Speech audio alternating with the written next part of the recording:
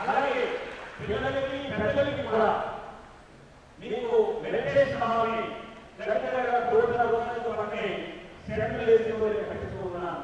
ఈ సదుపాయాలు కూడా ఎక్కడెక్కడో ముఖ్యమైన పట్టణాల్లో ఉంటాయి. అటువంటి గ్రామం ప్రజలకు ఏర్పాటు చేయాలి.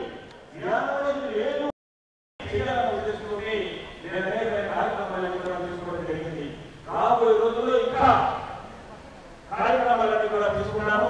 అలాగే ఈ రోజు కూడా మన ప్రభుత్వ ముఖ్యమంత్రి గారు కూడా మేమందరి కోరిక మేరకు ఓల్డ్ ఏజ్ పెన్షన్స్ ని మరి ఇప్పుడున్న పెన్షన్స్ అని కూడా ఈ దగ్గర నుంచి 1000 రూపాయలు చేసి ఇప్పుడు నాకు ఒక 5 నిమిషాలు రావడం జరిగింది.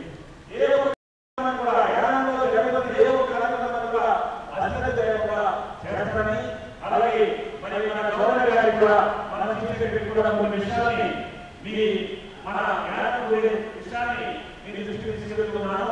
అలాగే పెట్టినట్టు 139 కోట్ల 60 లక్షల రూపాయలతో ఈ మధ్య కాలంలో గవర్నమెంట్ అభ్యర్థులు మనకి వరద వచ్చినప్పుడు ఎటువంటి ఇబ్బంది లేకుండా అలాగే రోడ్స్ అన్ని కూడా వైడెన్ చేశారా అలాగే ఒక టూరిస్ట్ స్పాట్ చేయడానికి 139 కోట్ల 60 లక్షల రూపాయలు పేమెంట్ తీసుకొచ్చారు.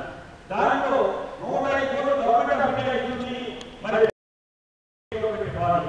దానికి లాస్ట్ బడ్జెట్ లోనే మరి ఫైనాన్స్ సెక్షన్ కూడా ఇవ్వడం జరిగింది.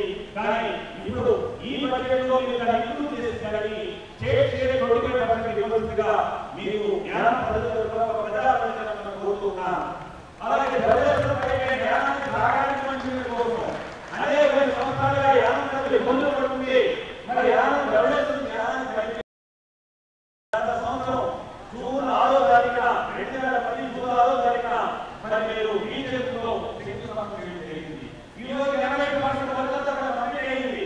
ఇంకొక నెలలో రెవల్యూషన్ నుంచి వచ్చే మంచిని మన యానం చెరువులో పడడానికి అన్ని ఏర్పాట్లు కూడా జరిగాయి. దానికి నాబార్డు నుంచి 18 కోట్ల 35 లక్షల రూపాయలు లాస్ట్ ఇయర్ శాంక్షన్ ఇచ్చారు. ఆ అమౌంట్ రిలీజ్ చేసి అవన్నీ తొందరగా కంప్లీట్ చేసే విధంగా చర్యలు తీసుకోవాలని చెప్పి కూడా మనం కోరుతున్నాను. అలాగే